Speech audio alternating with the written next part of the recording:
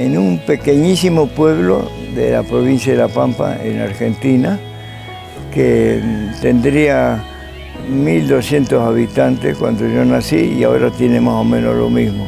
Es un pueblo que se llama Bernardo Larroudé.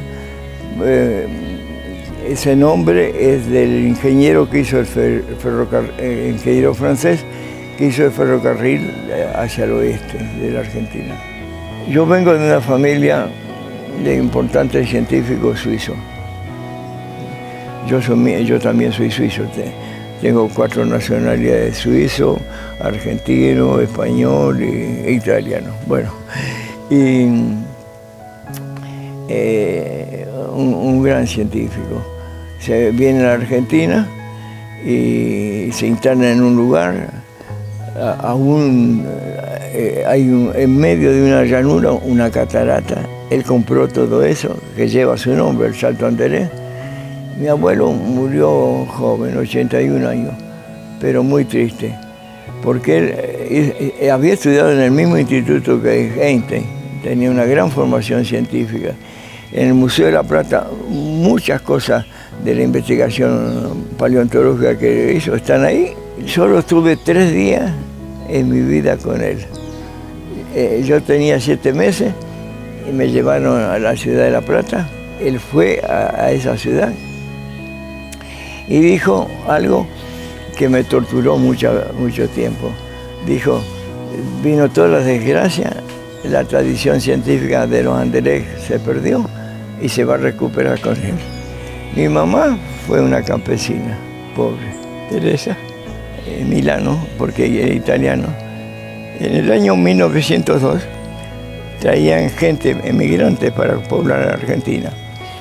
Y en ese lugar habían dejado a mi abuelo y a mi abuela materna, que eran analfabetos, pobres. Y caminaron y se internaron a un lugar que era a 7 kilómetros donde se hacía el Congreso. Eso me enteré después. Qué ironía.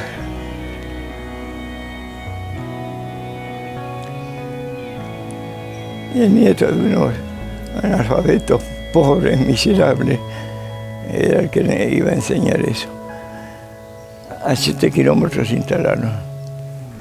Ahí nació mi madre y trabajaba como una campesina, cosechando el maíz desde los 7 años.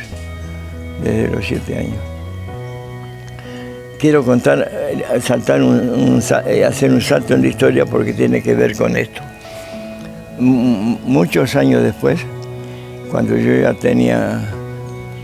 había ocupado altos cargos en el plano internacional y el consejero de las Naciones Unidas, de la UNESCO, he escrito libros, pero en un momento de que los militares acosaban y todo, mi madre vivía a 550 kilómetros de donde yo estaba.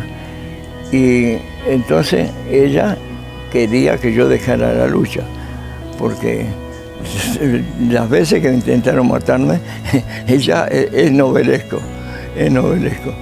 Y bueno, fui a verla y entonces ahí tuve el momento más fuerte de mi vida. Ella estaba casi paralítica porque le producían sufrimiento, porque se enteraba por la prensa y todo cómo atentaban contra mí. Y le dije algo doloroso para mí. Yo le dije: mientras haya en el mundo una sola niña campesina que sea explotada como tú, yo no puedo dejar de luchar. Para ella es muy doloroso que no dejara de luchar, pero ahí yo ya tenía un compromiso por los pobres, por los desarrapados a muerte. Eso se escribió y entonces se hizo una especie de película, no sé, la historia de la niña campesina, que es mi mamá. Y eligió mi nombre casi proféticamente. Yo nací un 6 de abril y el 4 o el 5 de abril ella leyó en el diario que un chico que se llamaba Ezequiel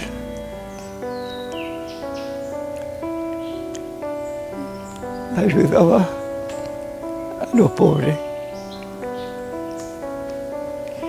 y eligió ese nombre, que fue la realidad de mi vida. Y la otra cosa muy dolorosa la viví no hace ni 2 años. Suiza la conozco más que cualquier otro país, todos los rinconcitos de Suiza, hasta el lugar donde hace 200 años mi abuela paterna paseaba con sus amigas, siendo adolescente, todo lo conozco, lugar por lugar. Estoy viajando y llego a un lugar donde veo un monumento, vamos viajando por tierra, veo un monumento, me quedo en el camino, estaba en automóvil. Yo digo, si ese monumento lo he visto en diarios alemanes, suizos, un monumento de una persona. Y yo no sabía, era el monumento a mi bisabuelo. Ahí lo descubrí. Pero no solo por el monumento a mi bisabuelo. Yo, cuando niño, todos sabíamos en la familia que el mejor tirador del mundo era un anderej. Ponía una botella así entra la bala por atrás, rompiera el fondo de la botella sin romper la botella. Un tirador espectacular. Pero nunca supe, hasta ese momento que encontré el monumento, que el mejor tirador del mundo era mi bisabuelo. Pero no solo eso, el mejor tirador, sino que me entero en ese momento, él, el hombre más bueno que existió. 200 años después de su muerte, he estado en los lugares y lo recordaron y dijeron, nunca lloramos a una persona como la muerte de él. Ganó unas elecciones de estas sin partido político. Yo soy Valentín Anderej, que quiero a la gente, eso. Ustedes me saben, a razón. Y no, era la bondad total. Entonces ahí mi bisabuelo bajó, él tenía un rifle y lo dejó con el gatillo inadecuado. Va a pasar el alambrado y se dispara el rifle. En 3 minutos murió desangrado totalmente frente a su familia. Eso me produjo un sufrimiento espantoso de la muerte del hombre más bueno, que es mi ídolo. Tengo todas las fotos de él como la persona, porque la gran bondad que tenía él, eso fue uno de los mayores sufrimientos del último tiempo. Mi abuela, ella ya estaba en Argentina, mi abuela materna, estaba en Entre Ríos, donde había ya en ese momento uno de los sanatorios adventistas extraordinarios. Entonces era partera y buena. Cuando iba la picó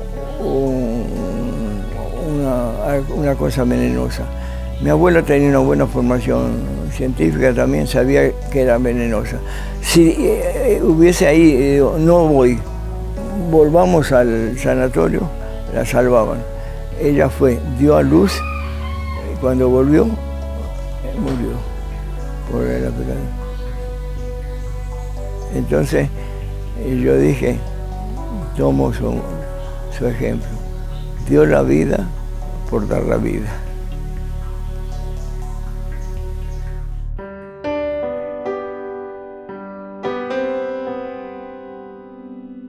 Mi hermana tuvo otros ideales, llegó a ser una mujer millonaria, así, copropietaria de un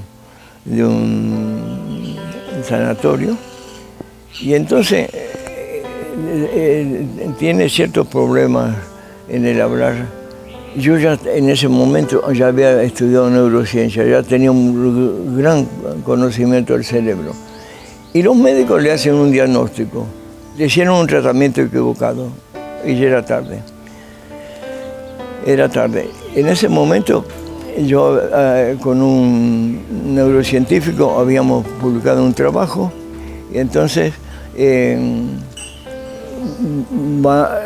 voy a ver a mi hermana y todos los neurocientíficos, todos los especialistas en cerebro fueron a atenderla. Y entonces uno de ellos, el más famoso de todos, dijo, en este mismo momento, en 1 hora le saco el tumor del cerebro, pero ya avanzó lo suficiente para que ya no hay solución. Un error de médicos. Y entonces yo estuve cuidándola todo el tiempo. Le escribí los poemas más bellos a ella. Nunca tus ojos azules fueron tan bellos y luminosos como en la noche oscura.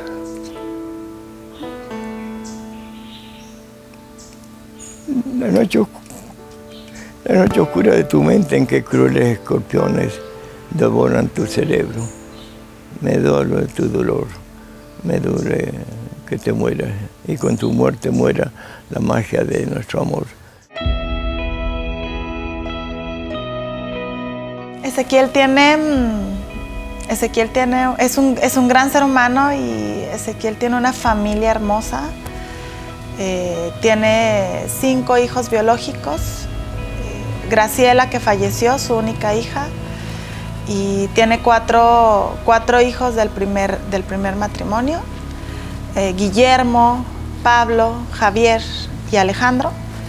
Y de su segundo matrimonio con María José Aguilar tiene un hijo, Ricardo.